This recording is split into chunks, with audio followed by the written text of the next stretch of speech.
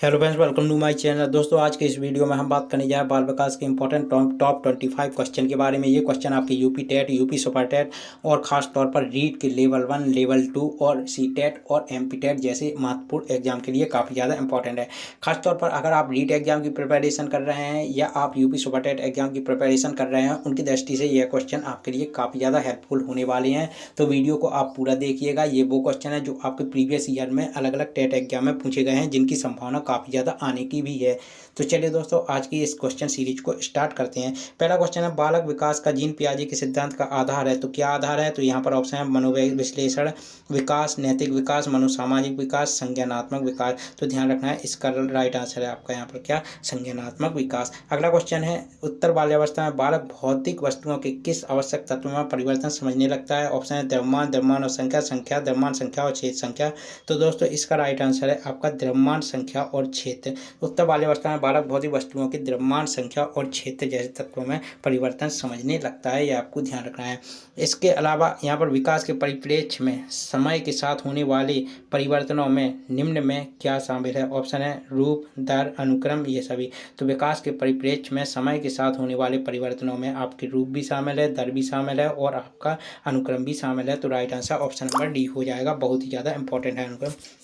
इसके अलावा अगला क्वेश्चन है, खिलौनों की आयु कहा जाता है? तो ऑप्शन है पूर्व बाल्यावस्था को, उत्तर बाल्यावस्था को, शैशवावस्था को, ये सभी। तो ध्यान रखना है, खिलौनों की आयु कहा जाता है पूर्व बाल्यावस्था को। ये आपको ध्यान रखना है। संवेदी पेशी अवस्था होती है 0 से 2 वर्ष तक, 2 से 7 वर्ष तक, 7 से 12 वर्ष तक, 12 से अधिक। तो ध्यान रखना है, संवेदी पेशी अवस्था आपकी 0 से 2 वर्ष तक होती है। ये आपको ध्यान रखना है। बच्चे के संज्ञानात्मक विकास को सबसे अच्छे तरीके से कहाँ परिभाषित किया जा सकता है? ऑप्शन है खेल के मैदान में, विद्यालय एवं कक्षा में, गृह में, ऑडिटोरियम में। तो ध्यान रखना है, बच्चे के संज्ञानात्मक विकास को सबसे अच्छे तरीके से कहाँ परिभाषित किया जा सकता है? वो है आपका यहाँ पर विद्यालय एवं कक्षा में। ये आपको ध्यान रखना, बहुत ही ज़्यादा वेरी वेरी मोस्ट आपका ये क्वेश्चन है। अगला क्वेश्चन है आपका यहाँ पर,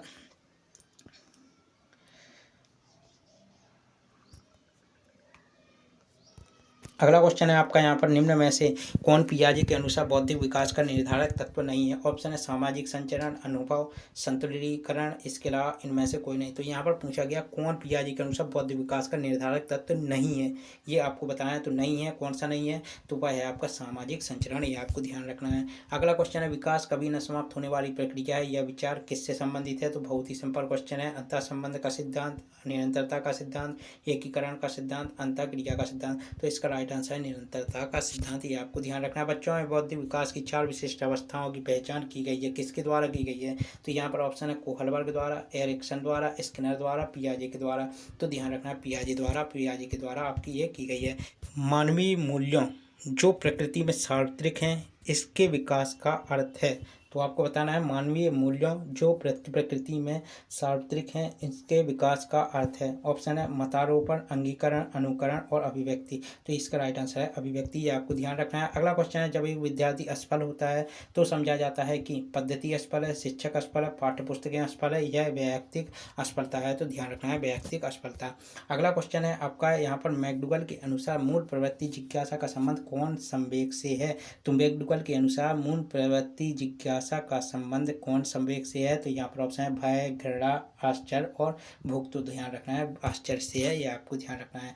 अगला क्वेश्चन है, दूसरे वर्ष के अंत तक शिशु का शब्द भंडार हो जाता है। ऑप्शन है 100 शब्द, इसके अलावा 60 शब्द, 50 शब्द और यहाँ पर 10 शब्द। तो दूसरे वर्ष के अंत तक शिशु का शब्द भंडार 100 शब्द हो जाता है। ये आपको ध्यान रखना है। अगला क्वेश्चन है अगला क्वेश्चन है आपका यहाँ पर,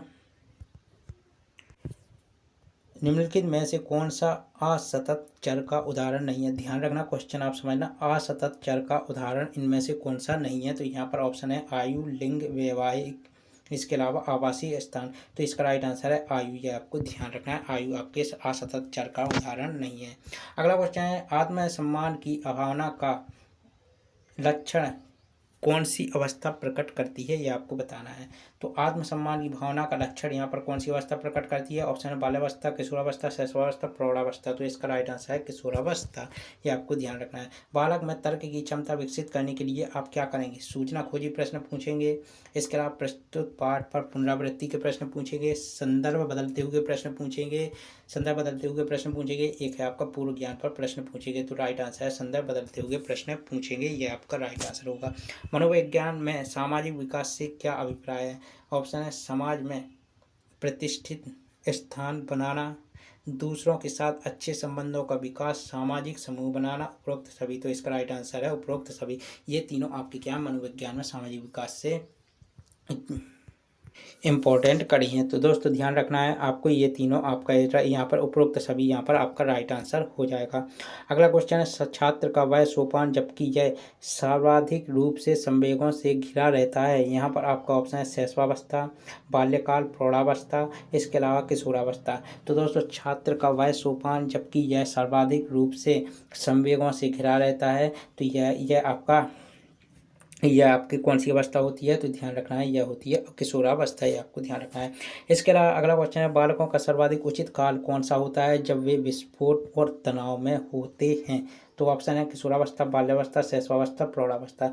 तो बालकों का सर्वाधिक उचित काल कौन सा होता है जब वे तनाव में होते हैं? तो वो है आपका यहाँ पर किशोरावस्था। अगला क्वेश्चन है आपका निम्न में से किसने बच्चों में वस्तु स्थिरता के विकास को समझने में सहायता की? ध्यान रखिए वस्तु स्थिरता के विकास को समझने में किसने सहायता की? तो पियाजे है ऑप्शन, फास्टिंगर है, एरिक्सन है, बेलाक है। तो ध्यान रखना है इसका राइट आंसर है आपका यहाँ पर पियाजे ने। तो यह आपको ध्यान रखना है किसने की? तो आपको ध्यान रखना है किसने बच्चों में वस्तु स्थिरता के विकास को समझने में सहायता की? तो वो है पियाजे, आपको ध्यान रखना है। अगला क्वेश्चन है बालक विकास का जीन, ये आपका क्वेश्चन जो है दोस्तों पहले भी हो चुका है। अगला क्वेश्चन है एक बालक जिसकी बुद्धि लब्धि 105 है उसे वर्गीकृत किया जाएगा श्रेष्ठ बुद्धि में, सामान्य से अधिक बुद्धि में, सामान्य बुद्धि में, मंद बुद्धि में। तो जिस यहाँ पर पूछा गया एक बालक जिसकी बुद्धि लब्धि 105 है या IQ लेवल 105 है उसे वर्गीकृत किया जाएगा, तो उसे वर्गीकृत किया जाएगा सामान्य बुद्धि में, ये आपको ध्यान रखना है। तो दोस्तों ये थे आज के आपके टॉप 25 बालक विकास के क्वेश्चन जो आपके रीट और यूपी सुपरटेट जैसे महत्वपूर्ण एग्जाम में आने की फुल संभावना है।